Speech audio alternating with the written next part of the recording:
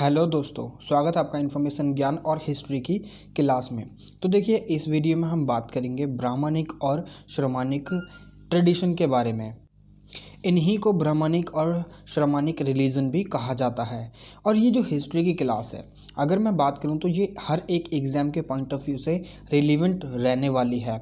ठीक है, आप इसे अगर आप अपनी नॉलेज भी इंक्रीज़ करना चाहते हैं, just to increase your knowledge, just to get awareness about your country, your history, तो ये भी उसके लिए भी बहुत ज़्यादा रिलीवेंट रहने वाली है। ठीक है, हर एक एग्ज़ाम के पॉइंट ऑफ व्यू से तो रहने वाली ही है। ठीक है, मगर हमने पिछली वीडियो में डिस्कस करा हमारी हिंदुइज़्म के बारे में। इस वीडियो में हम ये दो टॉपिक डिस्कस करेंगे काफ़ी डिटेल में। अगर आपने चैनल को सब्सक्राइब नहीं करा है तो सब्सक्राइब कर लीजिए और पार्ट बनिए इस फैमिली का। यहाँ पर मैं आपको फ्री में सारी जो इन्फॉर्मेशन है वो प्रोवाइड करा रहा हूँ। हिस्ट्री से रिलेटेड पूरी हिस्ट्री पढ़ाऊँगा। ठीक है, तो बिना समय गवाए चलिए वीडियो को चालू करते हैं। मैं हूँ आपका दोस्त अरुण।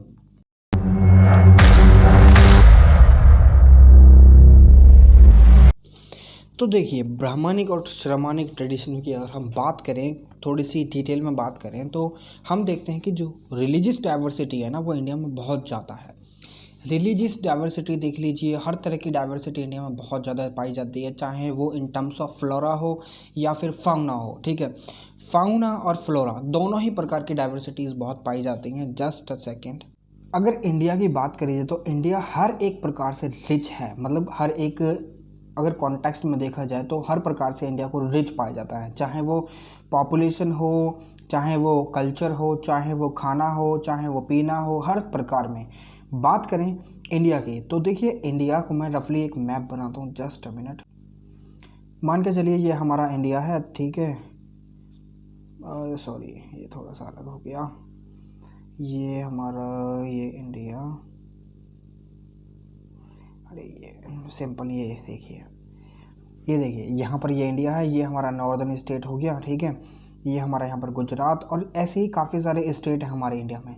मगर आपने देखा होगा, एक चीज़ आपने नोटिस करी होगी कि हर जो स्टेट है उसका कहीं ना कहीं हर एक जो कल्चर है वो अलग अलग है। ठीक है, गुजरात का अलग है। ठीक है, केरला का अलग अलग है, तमिलनाडु का अलग है, वहीं पर आंध्र प्रदेश का अलग है, कर्नाटका का अलग है, महाराष्ट्र का अलग है।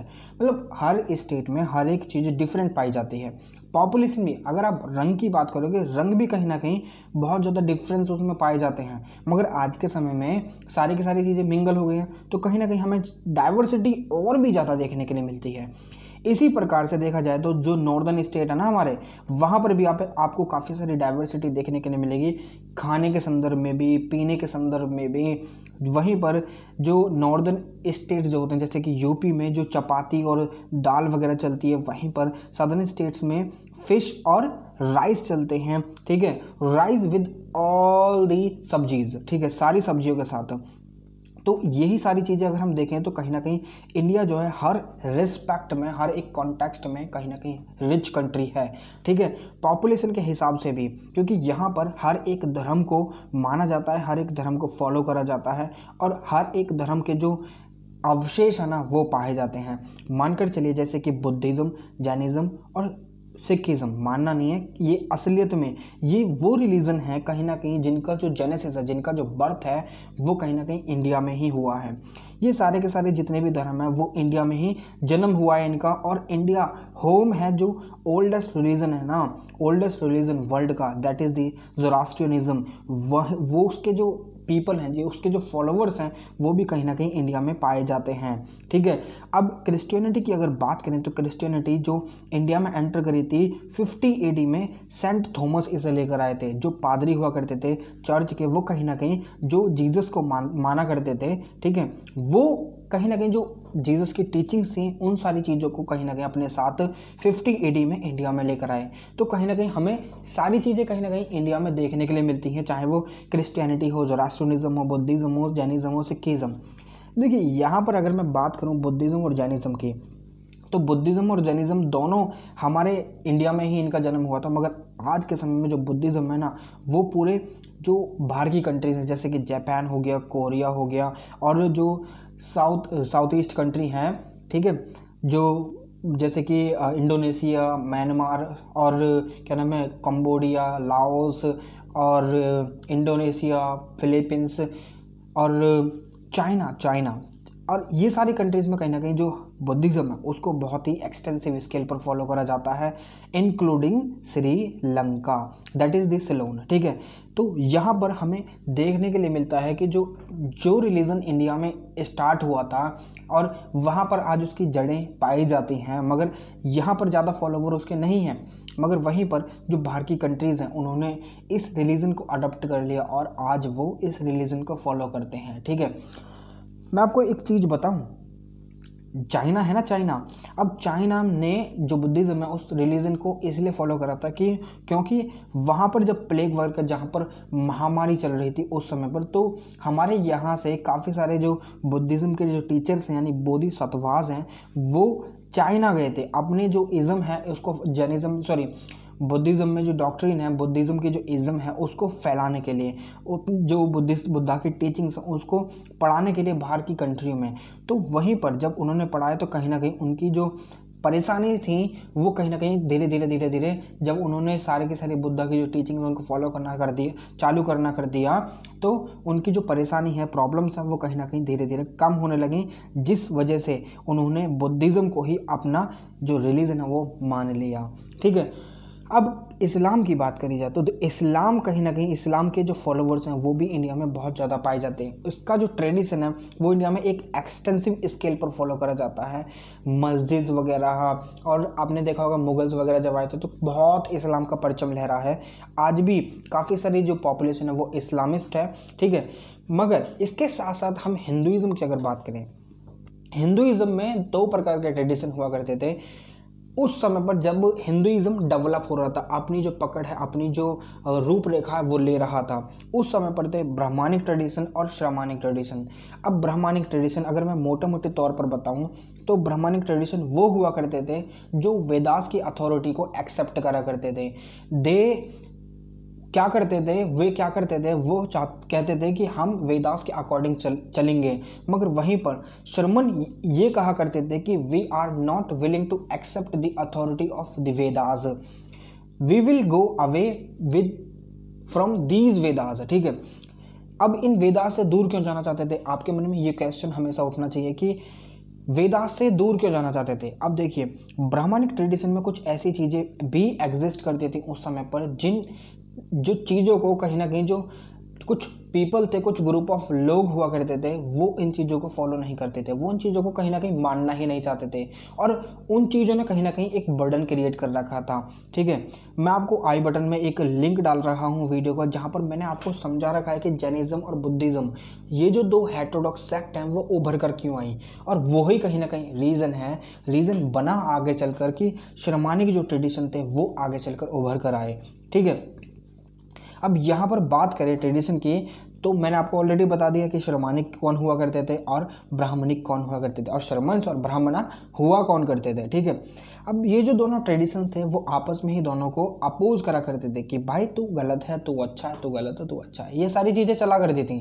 ठीक है, अब जब ये सारी चीज़ें चल रही हैं तो जो ब्राह्मण थे, ब्राह्मण होते वो कहीं ना कहीं उनको क्या माना जाता था, जो ब्राह्मणिक ट्रेडिशन में उनको उनका फॉलोवर माना जाता था, क्योंकि ब्राह्मणिक और ब्राह्मण्स कहीं ना कहीं दोनों जो टर्म अगर हम देखें, ब्राह्मण्स और ब्राह्मणिक दोनों टर्म्स कहीं ना कहीं मिलती हैं।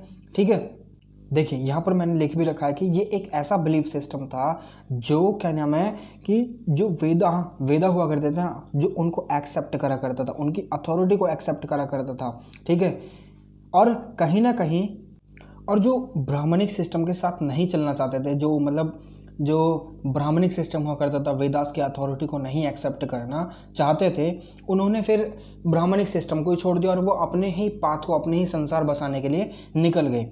उसी के बाद जैनिज्म जैसी और बुद्धिज़्म जैसी और अजविका जैसी और लोकयताज और चरवाका जैसी फिलॉसफीज़ उभर कर आती हैं। ठीक है, ये क्या फिलोसफीज़ है वो मैं आगे आपसे डिस्कस करूंगा।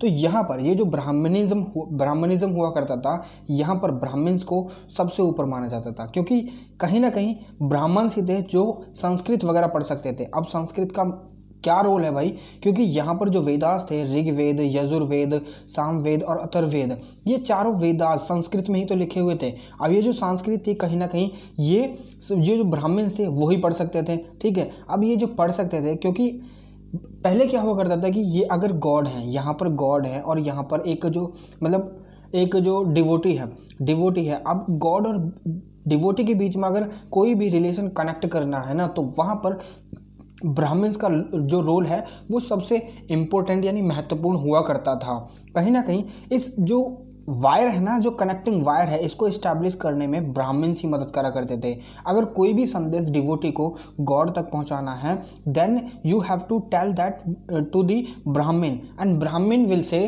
To the God. तो यहाँ पर यही सिस्टम फॉलो करा जाता था, क्योंकि जो कॉमन पीपल हुआ करते थे या लोअर क्लास पीपल हुआ करते थे, तो उनको तो संस्कृत वगैरह समझ में नहीं आने की, और उनको अलाउ भी नहीं था वेदास पढ़ने के लिए। उनको तो ये भी नहीं था कि वो वेदास को सुन भी सकें, ठीक है। मगर आगे चलकर चीज़ें बदलती हैं और आगे चलकर कुछ डेवलपमेंट भी होते हैं, ठीक है। अब ये सारी चीज़ें जब नहीं थी अलाउ, तो कहीं ना कहीं जो ब्राह्मण थे उनको ही सबसे ऊपर मानने लगे, ठीक है। और वेदास की लैंग्वेज जब उनके समझ में आती थी, तो कहीं ना कहीं एक तरीके से जो कनेक्टिंग सिस्टम है गॉड के साथ, वो ब्राह्मण्स के द्वारा हुआ जाने लगा।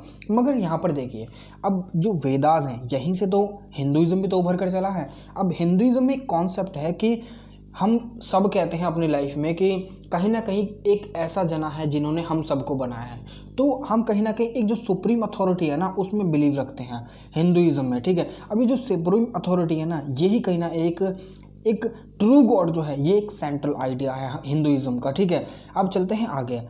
अब यहाँ पर जो सुप्रीम अथॉरिटी है ना, सुप्रीम अथॉरिटी, उसको जो सुप्रीम स्पिरिट है उसको एक वर्ड है ओम, उसके द्वारा उसे सेलिब्रेट करा जाता है। आपने कभी कभी नाम लिया होगा ओम। जब आप ये नाम भी सुनते हैं ना कहीं एक तरीके से आपके शरीर में एक इंट्यूशन सी आती है, एक रोंगटे से खड़े हो जाते हैं, ठीक है। और फिर उसके बाद आप ये सोचते हैं कि हाँ कहीं ना कहीं इस ये जो वर्ड है ना ओम, इसमें कहीं ना कहीं एक पॉजिटिव ऑरा क्रिएट होता है जब भी आप इसे चांटेड करते हैं, ठीक है।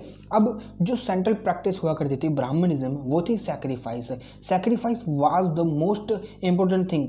अब ये जो सैक्रिफाइस हुआ करता ना, इसी की वजह से, क्योंकि यहाँ पर अगर आप देखेंगे क्षत्रिय हुआ करते थे, ब्राह्मण हुआ करते थे, वैश्य एंड शूद्रा। अब ब्राह्मण्स का काम क्या था? टीचर्स और सैक्रिफाइस वगैरह सारी चीज़ करना और वेदास को पढ़ना, ठीक है। क्योंकि वेदास में क्या क्या चीज़ लिखी हैं, अगर वो चीज़ आपको जाननी है कि वेदा में क्या क्या चीज़ लिखी है, तो डिटेल में मैंने वेदास के ऊपर एक वीडियो बना रखी है, तो आप उसे जाकर जरूर देखिए। सिंपली मैं यहाँ पर बता देता हूँ कि ऋग्वेद में हिम्स लिखे हैं, हिम्स यानी मंत्र वगैरह लिखे हैं, और सामवेद में म्यूजिकल वेदा है, यजुर्वेद में वो सारे सैक्रिफाइसेस वगैरह लिखे हैं जिनसे एक राजा की पावर को बढ़ाया जा सकता है, और अथर्ववेद एक मैजिकल वेदा है। अब ये चीज़ आपको पता चलेगी। अब ये जो वेदास हैं, जब ये सारे वेदास हैं, कहीं ना कहीं इनको तो ब्राह्मण से पढ़ सकते हैं ना। क्षत्रिय को अगर कोई पूजा वगैरह करानी है तो वो किसके पास जाएगा? ब्राह्मण के पास, कि भाई तुमको वेदास पढ़ने आते हैं, एंड यू नो कि यजुर्वेद जो है उसमें सारे सैक्रिफाइसेस या सारे जो मंत्र वगैरह हैं वो सारी चीज़ लिखे हुए हैं, तो वो कौन पढ़ेगा? ब्राह्मण। तो ब्राह्मण के पास जाए तो ब्राह्मण की उपाधि बढ़ गई, ठीक है। ये चीज़ आपको समझना पड़ेगा। मगर वहीं पर अब ब्राह्मण्स को भी तो इन रिटर्न कुछ ना कुछ चाहिए क्षत्रिय से, तो वहीं पर क्षत्रिय जब अपनी पावर बढ़ाते थे, कहीं ना कहीं सैक्रिफाइस दिए जाते थे।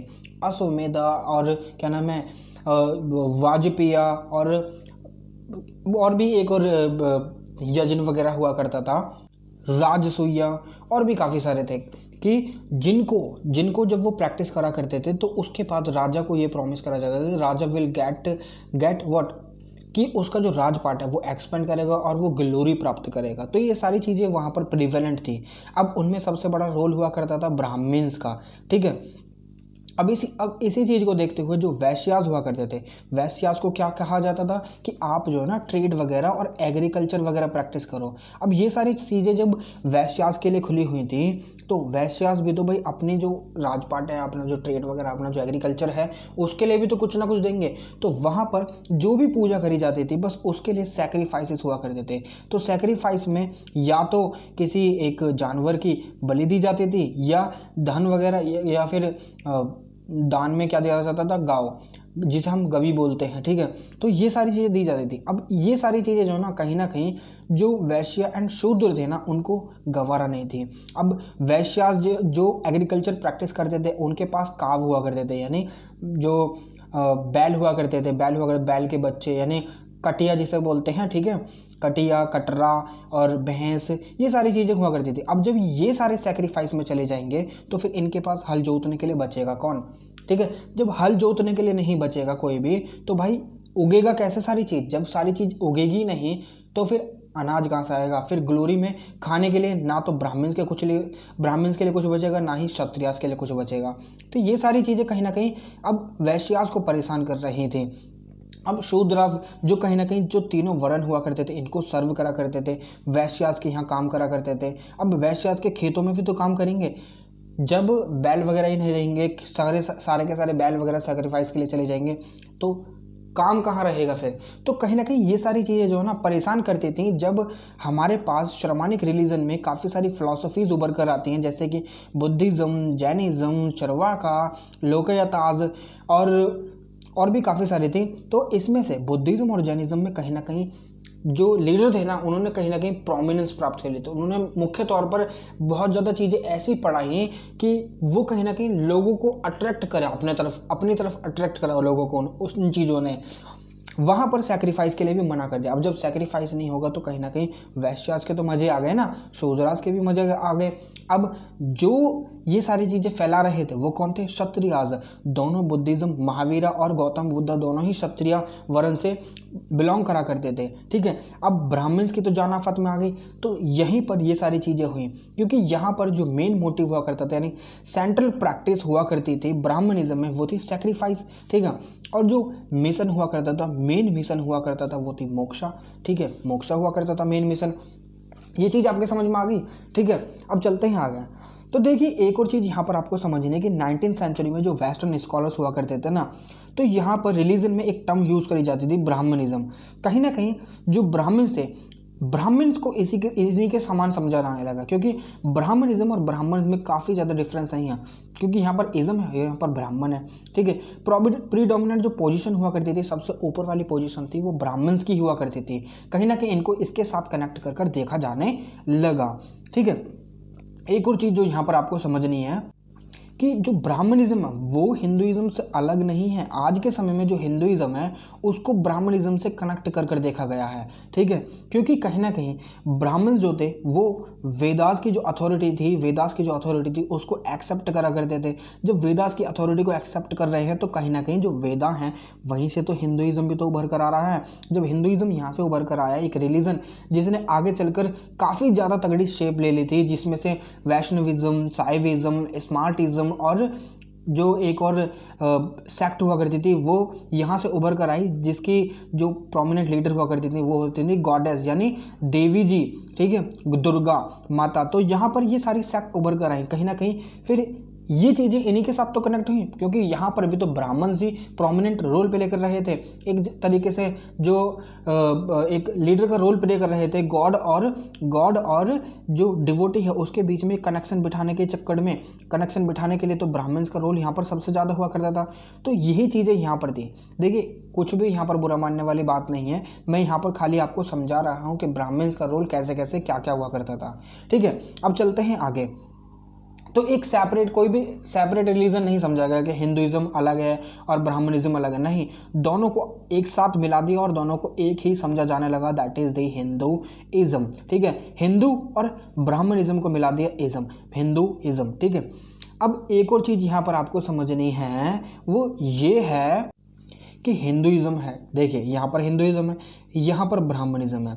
हिंदुइज्म तो चल रहा है ऐसे ही, मगर यहाँ पर जो ब्राह्मणिज्म इसके साथ चल रहा था ना एंशिएंट टाइम में, वो यहाँ पर आकर इसे कहा जाने लगा सनातन धर्म, ठीक है। सनातन धर्म बोला जाने लगा, क्योंकि यहाँ पर अगर आप देखोगे कि ब्राह्मणिज्म हिंदुइज्म के साथ मिल गया, ठीक है, मगर उसमें हिंदुइज्म में आगे चलकर काफ़ी ज़्यादा डेवलपमेंट हुए। क्योंकि अगर ब्राह्मणिज्म में देखा जाए तो ब्राह्मणिज्म के हिसाब से 4 वर्ण हैं, पहला हमारा ब्राह्मण, दूसरा हमारा क्षत्रिय और तीसरा हमारा वैश्य और चौथा शूद्र। अब ये 4 जो वर्ण हैं इनको अलग अलग, इनके काम अलग अलग, इनके धर्म अलग अलग, इनका कर्म अलग अलग, सब चीज़ अलग अलग थी, ठीक है। यहाँ पर ब्राह्मणिज्म में ये सारी चीज़ें हुआ करती थी, वहीं पर सबके काम अलग अलग हुए, शूद्र को अलग माना जाता था, ठीक है।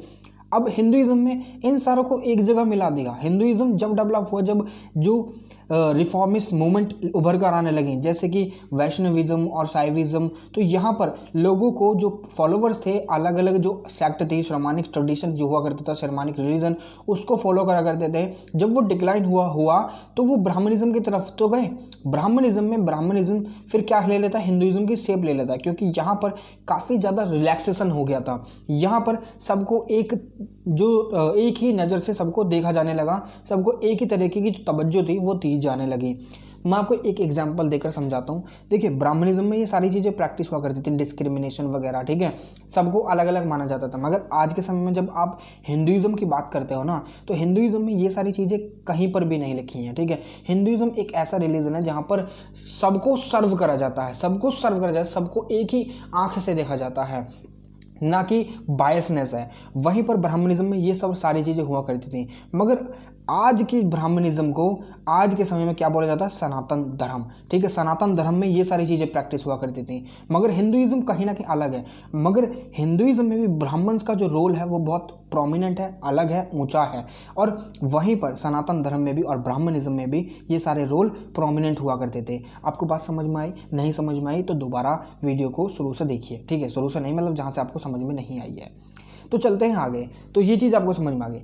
मैं आपको एक और एग्जांपल देता हूँ। आज के समय में पहले के जो ब्राह्मणिज्म में प्रेस्ट हुआ करते थे, पुजारी हुआ करते थे, अगर आप उनसे कुछ पूछते ना वेदास के बारे में कि किसने लिखे, कैसे लिखे हैं, ठीक है, चलिए आप मुझे ये बताइए कि वेदास को लिखा किसने था, ठीक है, कौन से वो प्रेस्ट है, उनका नाम क्या था। अगर आपने नहीं वीडियो देखी तो वीडियो मैंने बता रखा, आप उसको जाकर देखिए, क्योंकि आपको वहीं पर पता चलेगा, ठीक है। तो ब्राह्मणिज्म में जो प्रेस्ट थे ना, उनको सारी जानकारी हुआ करती थी कि what is Atman, what is ब्रह्मन, और व्हाट इज ब्राह्मण, और व्हाट इज सत्य, ट्रुथ, ठीक है, जिसे हम ऋता भी बोलते हैं, ठीक है, ऋता भी बोलते हैं। तो ये सारी चीज़ें उनको उस टाइम पता थी। मगर आज के समय में अगर आप किसी भी ब्राह्मण के पास जाएंगे, अगर आप जस्ट सपोज कीजिए आप किसी मंदिर में गए, उनके देखिए एक्सेप्शनल केसेस अलग होते हैं, ठीक है, वहाँ पर जाएंगे ना तो भाई वो एक तरीके से जो असिमिलेशन है ना, एक तरीके से मिक्सचर, वो बताएंगे आपको।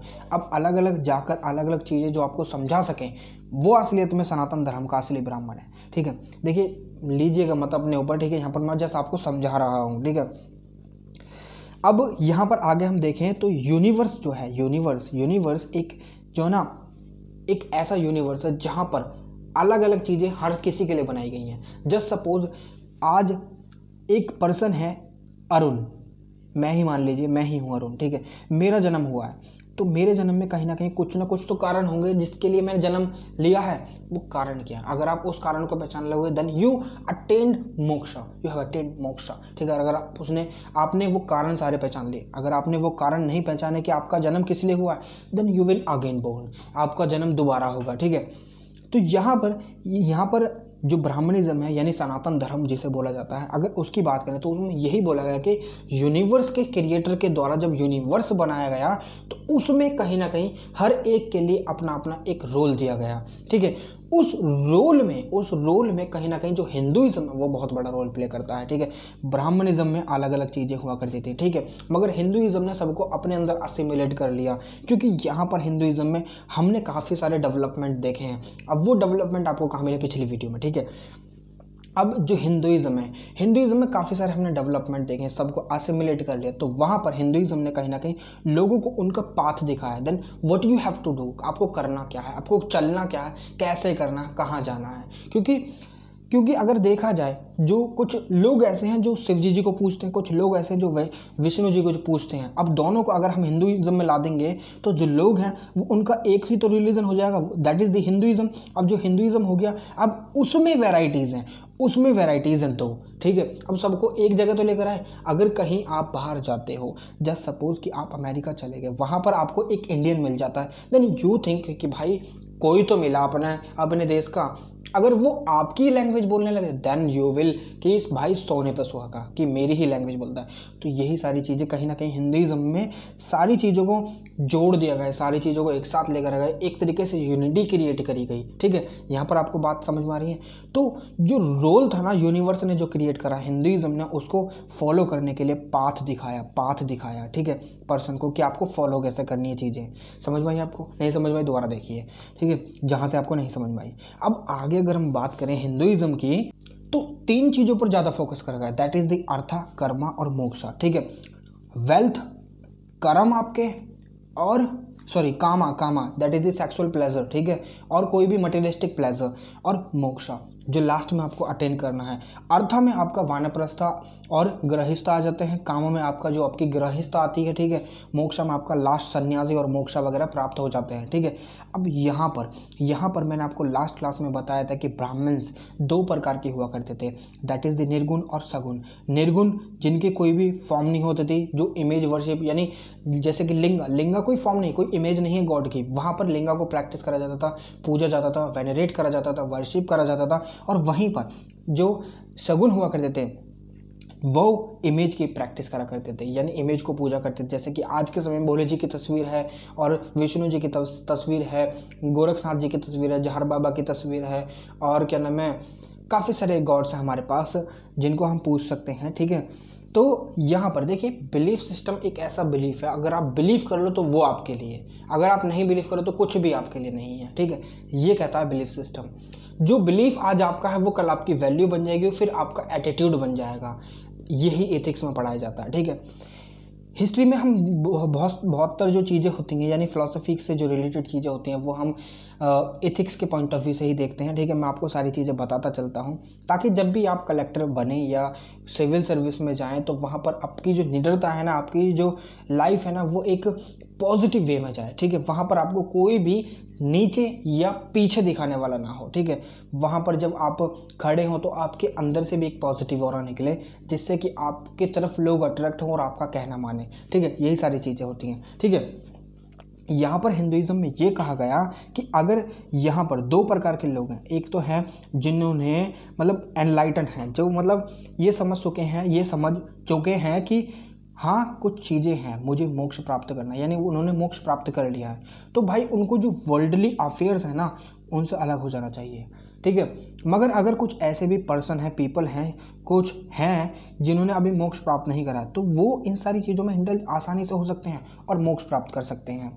तो यहाँ पर अगर मैं आपको सिंपल वे में समझाऊँ, देखिए 2 प्रकार हैं, एक है एडहेरेंट, जिनको लगता है कि मुझे जो ना मोक्ष प्राप्त करना है। ठीक है, तो वो ये जो 3 स्टेजेस हैं ना, इनके थ्रू जा सकते हैं।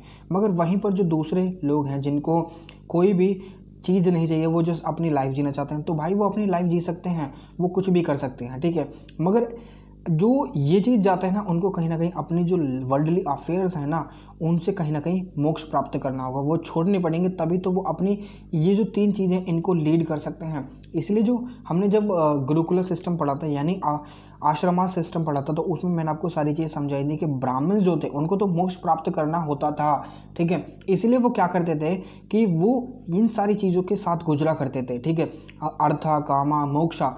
मगर वहीं पर क्षत्रिय जो हुआ करते थे, वो उनको तो मोक्ष अगले जन्म में प्राप्त होगा ना, तो उस चीज़ को ही कहीं ना कहीं जो है ना पलट दिया, बदल दिया, जो शर्मानी ट्रेडिशन आता है उसमें।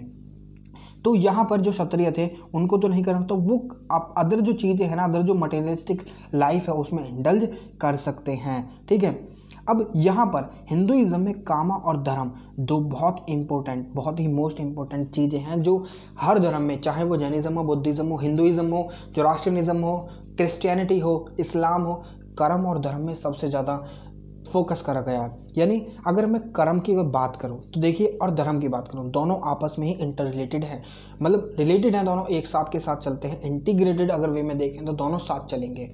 फॉर एग्जाम्पल देखिए, रक्षाबंधन हिंदुइज्म में मनाते हैं, रक्षाबंधन मनाते हैं, वहाँ पर हम जो होते हैं भाई लोग, अपनी जो बहनें होती हैं उनको प्रॉमिस करते हैं कि वी विल प्रोटेक्ट यू, हम आपकी रक्षा करेंगे। ठीक है, वो हो जाता है हमारा धर्म, हमारा धर्म ये कहता है कि हमें अपनी बहन की, अपनी जो बहन हैं, बेटी हैं और बीवियां हैं और माएँ हैं, जितनी भी औरतें हैं उनकी रक्षा करनी चाहिए। वो हमारा धर्म है, ये हमारा हिंदू धर्म कहता है। बट आज के समय में चीज़ें बहुत ज़्यादा, कलयुग आ चुका है, इसलिए इसे कलयुग बोला जाता है। तो चीज़ें बहुत ज़्यादा चेंज हो रही हैं, ठीक है।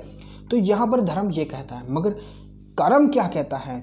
जब ज़रूरत पड़ी आपकी बहन को, माँ को, बेटी को, या कोई भी औरत ऐसी है जिसको ज़रूरत पड़ी, क्या आपने आपका कर्म करा? आपने उसे प्रोटेक्ट करा उस समय? तो वही चीज़, अगर आप अपने धर्म से भटके तो कर्म जाएगा, कर्म से भटके तो धर्म जाएगा, दोनों साथ चलेंगे, तब जाकर आपको कहीं ना कहीं मोक्ष प्राप्त होगा। तो ये सारी चीज़ें यहाँ पर बोली जाती हैं, ठीक है। आपको समझ में आई बात? तो चलते हैं आगे। अब देखिए, यहाँ पर यही चीज़ बोली गई कि हर एक इंडिविजुअल की अपनी एक ड्यूटी है परफॉर्म करने के लिए, ठीक है। जब भी तो उसका बर्थ हुआ है। जस्ट सपोज, सुना होगा आपने, जब फिल्में देखी होंगी तो फिल्मों में देखा होगा आपने कि एक जो भूत है वो भूत बनकर आ गया, ठीक है। भूत बनकर आ गया और उसकी जो आत्मा है वो ये चाहती है कि मैं उससे प्यार करता हूँ और मैं उसे वश में कर लूँ और मैं उसे अपने साथ ले जाऊँ। जस्ट सपोज, ठीक है। और ये भी चाहती है कि मेरी बहन की शादी रह रही है, मेरे पिताजी का सपना रह गया है और मैं वो पूरा करना चाहता हूँ। वो उसकी आत्मा का सपना होता है, ठीक है। जस्ट बिकॉज ऑफ दिस, जो उसके डिज़ायर्स और जो डिज़ायर्स है ना वो पूरी नहीं, फुलफिल नहीं हो पाई। तो इस वजह से अब ये जो आत्मा है वो दोबारा जन्म लेगी, ठीक है। अगर आपने कोई भी रॉन्ग डीड या कोई भी गलत कर्म भी करा है ना, अगर आपको मोक्ष प्राप्त, देखिए लास्ट में मोक्ष ही प्राप्त करना है, जिससे कि जो आपकी जो साइकिल ऑफ बर्थ है ना वो रुक जाए, आप दोबारा जन्म ना लें इस धरती पर। तो उस चीज़ को रोकने के लिए यही चीज़ यहाँ पर बोली गई है कि हर एक की अपनी एक ड्यूटी होती है। अगर वो उस ड्यूटी से कहीं ना कहीं डेविएट होता है ना, उस पाथ से डेविएट होता है, तो कहीं ना कहीं उसका जो बर्थ लेना है, जो साइकिल ऑफ बर्थ है वो चलती रहेगी। तो ये चीज़ यहीं पर बोली गई है, ठीक है। तो इसीलिए हमेशा जिसकी जो ड्यूटी है उसे परफॉर्म करनी चाहिए। अगर आप कलेक्टर बनते हैं, IAS बनते हैं, तो वहाँ पर आपकी भी एक ड्यूटी होगी, जहाँ पर आपके कंधों पर एक पूरी डिस्ट्रिक्ट का बोझ होगा। वहाँ पर आपको जो पीपल्स हैं उनकी जो ग्रेवियंस हैं उनको सुनना है और उनके लिए सॉल्यूशन निकालना है। कुछ पीपल ऐसे भी आएंगे कि कुछ गंदे आएंगे, कुछ फटे आएंगे और कुछ मालदार आएंगे, रिच पीपल आएंगे, तो सबको एक ही नज़रिए से देखना है। तो यहाँ पर यही सारी चीज़ें हमको एथिक्स में भी सिखाई जाती हैं और ये फिलॉसफीज़ है, हमारा खुद का सनातन धर्म हिंदुइज्म भी यही बोलता है, ठीक है। तो ये सारी चीज़ें थी यहाँ पर, आपको जो पता लग गई, ठीक है। अब चलते हैं आगे। अब देखिए, साइकिल ऑफ बर्थ को हिंदुइज्म में संसारा बोला गया है, संसारा, ठीक है। ये जो वर्ड है आपको याद रखना, ठीक है। कभी भी प्रीलिम्स में देखिए UPSC अनएक्सपेक्टेड क्वेश्चंस पूछती है। अनएक्सपेक्टेड मतलब कि कुछ भी पूछ लेगी कहीं से भी। तो यहाँ पर इसलिए मैंने संसारा जो है वर्ड है उस पर फोकस करा है कि आपको ये याद रखना है। देखिए यहाँ पर क्या करा गया है कि जो कॉन्सेप्ट है ना संसारा का, वो सजेस्ट करता है एक हायरार्की, लोगों में एक हायरार्की। लॉर्ड कृष्णा के द्वारा भगवत गीता में कुछ हायरार्की दी गई है, कास्ट सिस्टम बनाया गया है जिसे वर्ण सिस्टम बोलते हैं। वर्ण सिस्टम, वर्ण व्यवस्था, जैसे कि ब्राह्मण, क्षत्रिय, वैश्य एंड शूद्र। तो ये वर्ण बनाए गए हैं लॉर्ड कृष्ण के द्वारा भगवत गीता में। अब यहाँ पर कृष्ण के द्वारा ये भी कहा गया है, ये वर्ण इसलिए बनाए गए हैं ताकि हर एक जो बंदा है, हर एक व्यक्ति अपने वर्ण में जब पैदा होता है तो उसका कुछ कर्म बनता है, उसका कुछ धर्म बनता है जो उसे फुलफिल करना है, जो उसे करना है, ठीक है। उसे वही करना चाहिए ताकि उसका जो साइकिल ऑफ बर्थ है ना उसे स्टॉप करा जा सके। आपको तो पता ही है कि अगर क्षत्रिय को मोक्ष प्राप्त करना है तो उसे दूसरा जन्म लेना पड़ेगा, वैश्य को 2 जन्म और लेने पड़ेंगे और शूद्र को 3 जन्म और लेने पड़ेंगे। मगर एक चीज़ यहाँ पर थोड़ी सी मुझे कॉन्फ्लिक्ट वाली लगी कि यहाँ पर कृष्णा के द्वारा ये भी कहा गया है कि जो शूद्र है ना, बिलो शूद्र दलित आते हैं, ठीक है। अब जब दलित आते हैं तो दलित को वर्ण सिस्टम से ही बाहर रख दिया। जो नीची कास्ट के जो लोग हैं उनको वर्ण सिस्टम से ही बाहर रख दिया और उनको ये कहा गया कि आप तो ह्यूमन बीइंग है ही नहीं। मगर आज के समय में देखा जाए, आज जब हम मॉडर्न एरा में जी रहे हैं तो यहाँ पर लिबरल थॉट्स हैं, लिबरल। आज अगर दलित के अंदर भी देखा जाए, कोई भी दलित व्यक्ति है और कोई भी ब्राह्मण है, तो क्या दोनों के अंदर अलग अलग खून है? यहाँ पर ब्लू है, यहाँ पर ब्लू है और यहाँ पर वायलेट है, नहीं, दोनों के अंदर क्या है, सेम रेड है। दोनों किस लिए आए, अपना कर्म पूरा करने के लिए। दोनों ने कहाँ जन्म लिया, अर्थ पर। दोनों कौन है, इंसान। जब इंसान है तो भाई इंसान की तरह ट्रीट करो ना। तो यही सारी चीज़ें मुझे कहीं ना कहीं गलत लगी, ठीक है। मगर यहाँ पर उनको क्या बोला गया है, अनटचेबल्स बोला गया है, ठीक है। और उन्हें रिचुअली अनक्लीन भी कंसीडर करा गया है, जिन्हें वर्ण के बाहर रखा गया है। तो ये सारी चीज़ें मुझे थोड़ी सी कॉन्फ्लिक्ट वाली लगी। सनातन धर्म में, बेशक सनातन धर्म है, मगर कहीं ना कहीं ये सारी चीज़ें हमें आज के समय में जब हम मॉडर्नाइजेशन की तरफ चल रहे हैं तो हमें ये सारी चीज़ें एक्सेप्ट करनी चाहिए। We are one, we are human first, then we are something else, ठीक है। तो ये सारी चीज़ें आपको यहाँ पर समझा दी मैंने, क्या क्या चीज़ें हैं। देखिए अब यही सारी जो चीज़ें थी ना, इन्हीं की वजह से जो है ना, जो श्रामानिक ट्रेडिशन था ना, वो उभर कर आया, क्योंकि उन्होंने सारे ही लोगों को अपने अंदर असिमिलेट कर लिया। वो कह रहे थे कि आप कोई भी हैं, चाहे आप दलित हैं, चाहे आप कुछ भी हैं, आप हमारे रिलीजन को फॉलो कर सकते हैं, आप हमारे साथ जुड़ सकते हैं, ठीक है। जब मैंने आपको बुद्धिज़्म और जैनिज़्म पढ़ाया था, ये सारी चीज़ें मैं ऑलरेडी आपको पढ़ा चुका हूँ, ठीक है। अब आगे जो ब्राह्मणिक ट्रेडिशन है उसमें वर्ण धर्म और आश्रम धर्म को बहुत आर्डेंटली फॉलो करा जाता है। मतलब रिलीजियसली उसको फॉलो करा जाता है, जहाँ पर जो कास्ट हैं वो ऐसे डिवाइडेड हैं, ब्राह्मण, क्षत्रिय, वैश्य एंड शूद्र, ठीक है। जो लाइफ वगैरह जो मैंने अभी आपको बताया है। अब यहाँ पर ये भी कहा गया कि जो भी इनसे बिलोंग नहीं करता उसे ह्यूमन बीइंग होने का तो कोई वो ही नहीं है, मतलब कहते हैं ना कि तुम्हें कोई अधिकार ही नहीं है कि तुम इंसान भी कहलाए जाओ। मगर ऐसा है क्या, आपको क्या लगता है, अगर आज एक कोई भी कबाड़ी वगैरह, कोई भी एक जो मतलब मैला कुचला इंसान है, व्यक्ति, अगर आप उसे नहला दो, उसका बाथ वगैरह करा दो, उसकी जो ग्रूमिंग अच्छी तरीके से कर दो, क्या वो उसे अब एक भीड़ में खड़े कर दो, क्या ब्राह्मण, क्षत्रिय, शूद्र और वैश्य में से पहचान जाओगे कि ये यही हैं? नहीं पहचान पाओगे। तो यही चीज़ें हमें यहाँ पर थोड़ी सी समझनी चाहिए। हमें एकता की ज़रूरत है, क्योंकि एक उंगली अगर किसी को मारने के लिए दौड़ेगी ना कहीं ये टूट ही जाएगी। अगर वहीं पर पाँचों उंगली एक साथ आ जाए तो ये एक मुक्का बनाते हैं, और मुक्के से किसी का भी मुंह तोड़ा जा सकता है। तो यही सारी चीज़ें हमें यहाँ पर समझनी चाहिए। जो एकता में बल है ना, वो किसी और में बल नहीं है। अब यहीं पर ब्राह्मणिज्म यानी जो ब्राह्मणिक ट्रेडिशन था, उसमें वुमेंस को भी ज़्यादा तवज्जो नहीं दी जाती, वुमेंस को भी कहीं ना कहीं लोअर समझा जाता था, और उनसे ये कहा जाता था कि आपकी अब बनी ही इसलिए हो कि जो आपके हस्बैंड्स हैं आप उनकी सेवा कर सको और घर के जितने भी कामकाज हैं वो कर सको।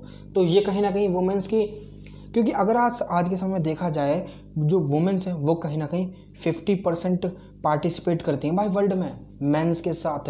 तो जब वुमेन्स की पॉपुलेशन सेम है और सेम ही वुमेन है, तो उनका भी तो कुछ अधिकार है, उनकी कुछ इच्छाएं नहीं है, या उनके कुछ क्या नाम है, ख्वाब नहीं, ड्रीम्स नहीं है, तो उनको भी तो तवज्जो मिलनी चाहिए ना। खाली मैन ही हैं जो सारी चीज़ें करेंगे? नहीं। तो ये सारी चीज़ें हमें यहाँ पर सोचने की ज़रूरत है। और ये सारी चीज़ें फिर कहाँ पर एक्सेप्ट करेंगी, वुमेन को भी कहाँ पर एक्सेप्ट करा गया, जो श्रमानिक ट्रेडिशन है। तो कुछ लोगों को ये चीज़ बुरी लगती थी, जिन लोगों को ये चीज़ बुरी लगती थी ना, कहीं वही इसके अगेंस्ट खड़े थे, ठीक है। तो वहीं से फिर हमारा श्रमानिक ट्रेडिशन अब चालू होता है, ठीक है।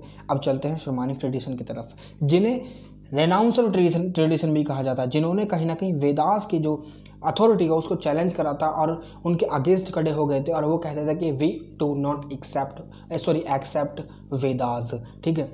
तो यहाँ पर शर्मनास का मतलब यही है कि जो शर्मनास थे उनको एक एस्केटिक यानी सन्यासी बोला गया है। रेनाउंसर जिन्होंने वर्ल्डली लाइफ ही छोड़ दी, ठीक है, फिर उन्होंने तप करना चालू कर दिया, और उनको ये जानना था कि लाइफ क्या है, ट्रुथ क्या है, यूनिवर्स क्या है। तो ये सारी चीज़ें जब उनके मन में क्वेश्चन थे, जब मैंने आपको बुद्धा की स्टोरी पढ़ाई थी अर्ली लाइफ ऑफ बुद्धा वाली वीडियो में, तो वहाँ पर मैंने बताया था कि बुद्धा अपने घर से निकले थे अपनी जो स्टोरीज, अपनी जो खुद के सवाल जवाब है उनको ढूंढने के लिए।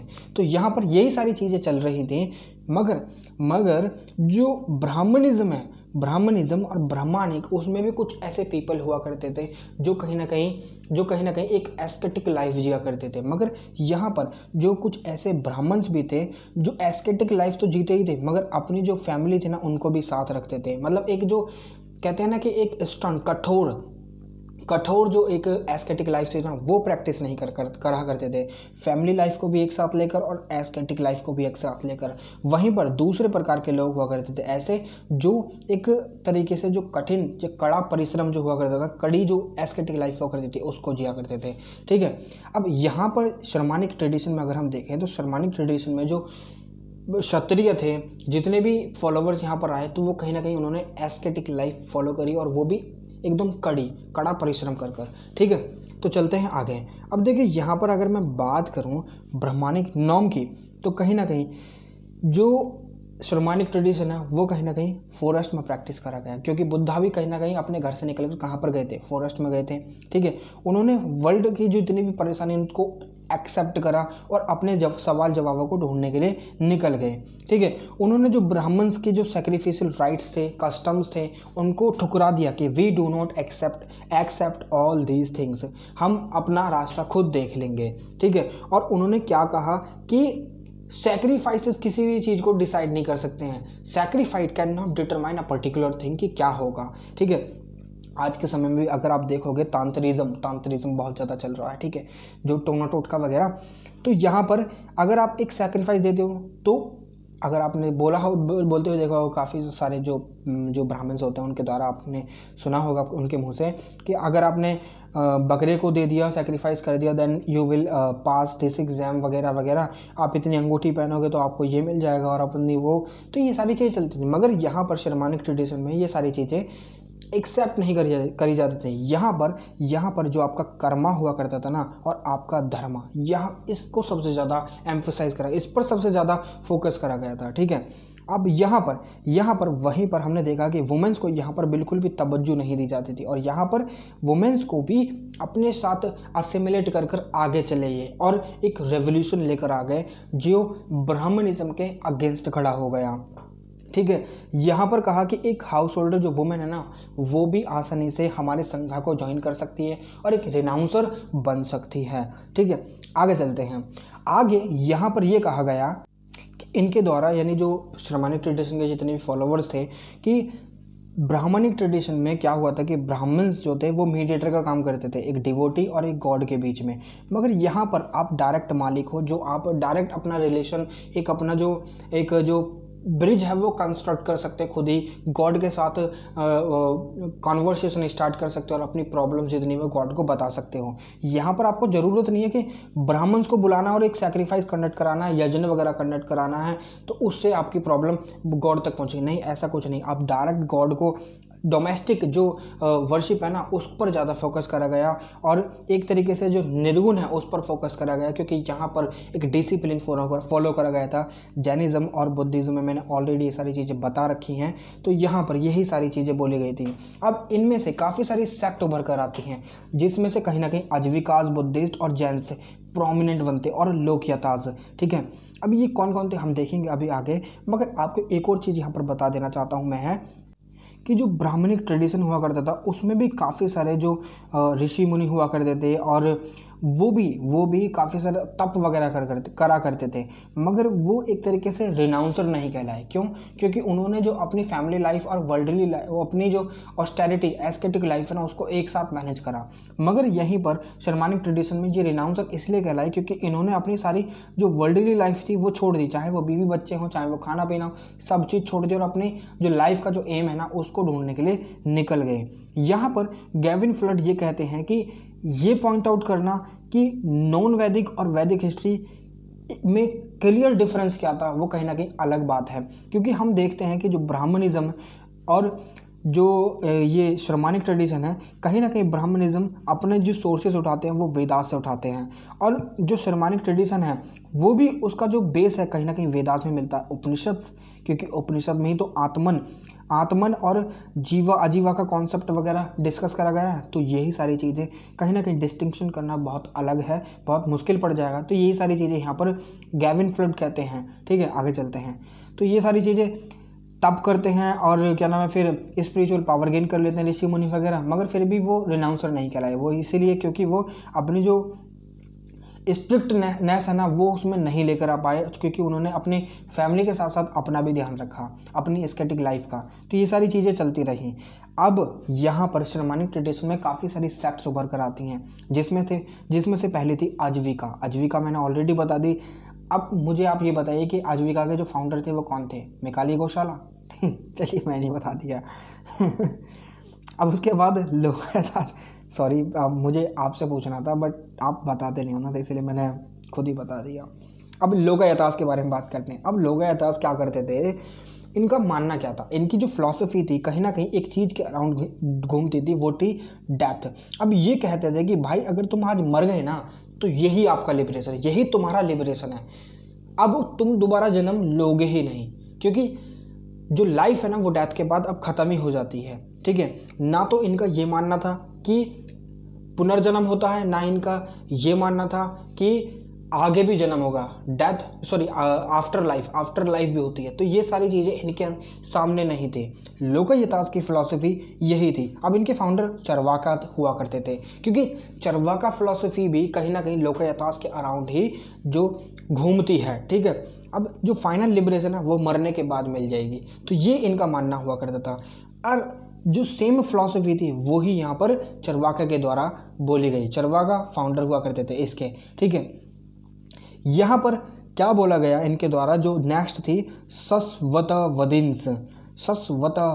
ठीक है, थोड़ा सा नाम टंग ट्विस्टर्स हैं। ठीक है, यहाँ पर ये बोला गया इनके द्वारा, और जो इनके वो थे फाउंडर, कह सकते हैं प्रोमिनेंट सेंट हुआ करते थे, मतलब मुख्य जो सेंट हुआ करते थे वो पुखदा कच्चियाना हुआ करते थे। अब इनके द्वारा ये बोला गया कि earth, water, fire, air, joy, sorrow, life, ये कुछ 7 ऐसे एलिमेंट्स हैं जिनके द्वारा सारी की सारी चीज़ें बनी हुई हैं। ठीक है, अगर कुछ भी हो रहा है then these elements are responsible for all these things. ठीक है, अगर कुछ भी एग्जिस्टेंस में आता है तो वो इन्हीं चीज़ों से आता है, कुछ भी एग्जिस्टेंस से गया तो वो इन्हीं चीज़ों के द्वारा गया। ठीक है, यहाँ पर यही कहते थे कि अगर आपकी दुख है ना, आपकी लाइफ में अगर कोई दुख है तो वो भी कहीं ना कहीं अर्थ से जो एलिमेंट्स निकले हैं, मटेरियल बना है, उसके रिगार्डिंग है। मोबाइल कैसे बनता है? Just because of by using titanium और स्टेनलेस स्टील और कुछ हमारे क्रिएटिवनेस है, तो वो सारी चीज़ कहाँ से आई है? अगर आपके पास मोबाइल नहीं है तो सौरव आ जाएगा ज़िंदगी में। तो यही सारी चीज़ें चलती थी, सौरव आ जाएगा ज़िंदगी में। ठीक है, चलते हैं आगे। अब यहाँ पर आए तो वदिन्स, तो यहाँ पर इनका ये मानना था कि लाइफ जो है एक तरीके से उसका कोई पर्पस ही नहीं है, बिल्कुल भी नहीं है पर्पस। आप मानकर चलिए, आप ये क्या कहते थे कि ये कहते थे कि अगर आपने आज खाना खाया या नहीं खाया उसका आपकी आत्मा के ऊपर कोई भी असर नहीं है। असर पड़ेगा तो आजीविका के ऊपर पड़ेगा, दैट इज़ द बॉडी। ठीक है, यहाँ पर अगर आप कोई भी कर्म करोगे, गलत करोगे, अच्छा करोगे, बेशक लोग आपको यहाँ पर जानेंगे कि वेदर यू डिड रॉन्ग और राइट। ठीक है, वो डिसाइड करेंगे लोग बाग, आपकी अच्छाइयाँ और बुराइयाँ, मगर क्या आपकी जो आत्मा है उसके ऊपर कोई असर पड़ेगा? नहीं। उसके लिए ना तो कोई अच्छा है ना कोई बुरा है, ना कोई पाप है ना कोई पुण्य है। तो यही इनके द्वारा कहा गया है। ठीक है, क्योंकि यहाँ पर सोल के लिए एट द एंड अगर हम देखें, सोल के लिए, जो सोल है, आत्मा है, उसके लिए कोई भी आउटकम यानी परिणाम कोई भी नहीं बचता है। इनके जो प्रोमिनेंट सेंट हुआ करते थे, पुराना कस्पा, ठीक है, ये हुआ करते थे। अब अजननिन्स के बारे में बात कर लेते हैं। अब अजननिन्स के बारे में बात करते हैं तो ये कहते हैं कि हर चीज़ ट्रुथ और रियलिटी से बनी हुई है। Everything is made up of truth and reality, वो भी टेम्पररी टाइम के लिए, क्योंकि हम जो लाइफ जी रहे हैं जस्ट टेम्पररी ही तो है। कुछ समय के बाद हमारा शरीर बूढ़ा हो जाएगा, then we will renounce this world, हम इस वर्ल्ड को ही त्याग देंगे। तो ये सारी चीज़ें यहाँ पर इनके द्वारा मानी गई हैं। ठीक है, इनके जो प्रोमिनेंट सेंट हुआ करते थे, संजय हैं बेलाथीपुत्ता।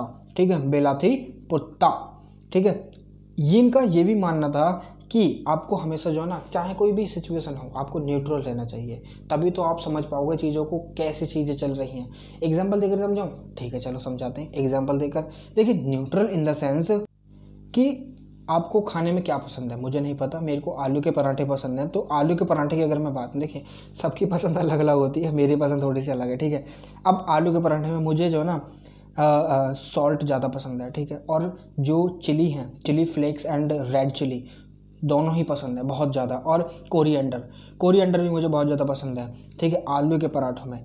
अब वहीं पर इनके अगर हिसाब से देखा जाए तो वहीं पर आप जो है न्यूट्रल रहिए, आलू के पराठे मत खाइए, आप सीधे जो है ना रोटी खाइए, रोटी भी खाइए जिसमें सॉल्ट ना हो, एकदम एस्थेटिक वाली लाइफ पर फोकस दिया, ठीक है। मगर यहीं पर जब ये सारी चीज़ें चल रही थी ना, तो मगर इनकी तरफ कोई ज़्यादा अट्रैक्ट नहीं हुआ। मगर जैनिज़्म एंड बुद्धिज़्म कुछ ऐसी सेक्ट बनी थी, कुछ ऐसी चीज़ें थी, अजविका, जैनिज़्म, बुद्धिज़्म, जिन्होंने अपनी तरफ काफ़ी सारे लोगों को अट्रैक्ट करा और अपने संघ में इंडक्ट कर लिया, ठीक है। तो ये था श्रमानिक और ब्राह्मणिक ट्रेडिशन। काफ़ी बड़ी हो गई video, I am really very sorry for this, ठीक है। अगला देखिए, अगला जो होगा हमारा मौर्यास होगा। मगर आप मुझे बता दीजिए संगम एज पढ़ोगे या फिर मौर्यास, क्योंकि मैं संगम एज भी पढ़ा सकता हूँ और मौर्यास भी पढ़ा सकता हूँ। मौर्यास एंड संगम, देखिए मैं आपको बगैर लिखे भी पढ़ा सकता हूँ, मगर मैं लिख कर इसलिए पढ़ा रहा हूँ ताकि आप जो ना अपने नोट्स वगैरह यहीं से कवर अप कर लें, ठीक है।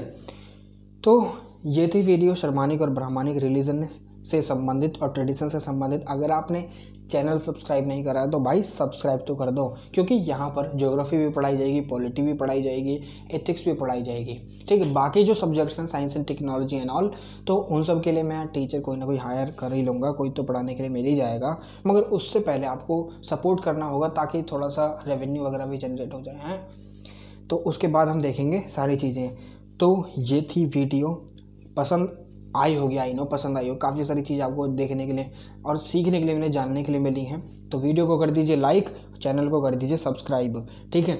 आपसे फिर मुलाकात होगी एक और नई वीडियो में एक और नई इन्फॉर्मेशन के साथ। तब तक के लिए जय हिंद।